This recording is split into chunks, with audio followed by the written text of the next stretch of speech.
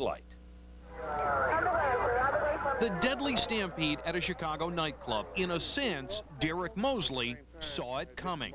I was certainly outraged, knowing that this is something that clearly could have been prevented. Mosley wrote the owners of the Epitome nightclub 2 months before the tragedy about overcrowding and the catastrophic potential if there were an emergency there. So God, we pray right now. But when the letter was shown to Reverend Jesse Jackson's Rainbow Push organization yesterday, Mosley says there was. It was clearly not on the agenda.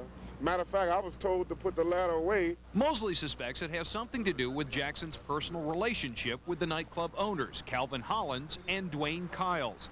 Jackson did not respond to our request for an interview, but so far Jackson stands out as one of the few deflecting accusations against the owners.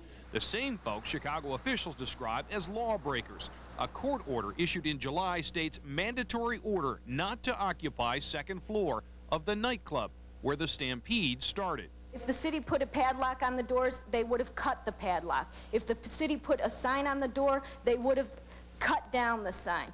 Obviously, these people were intent on breaking the law. But Jackson places blame on city government instead. In Tuesday's Chicago Tribune, quote, "The place has been open. They've been advertising on the radio and on the internet. The city had to have knowledge it was being used. The unenforced law is a factor here." People working in the neighborhood confirm that the nightclub has been openly operating in the 7 months since the courts ordered it closed. But even before the deadly stampede, Jackson was working on behalf of the nightclub. In one instance, writing a letter to the Chicago Police Department asking for its help with the nightclub's security problems. We did not supply security. And Chicago Police Commissioner Terry Hillard estimates in the last 3 years his officers have responded to 80 calls at or near the nightclub. Jackson has called for an independent investigation into the stampede, but Mosley believes Jackson should come clean with his relationships with the nightclub owners first.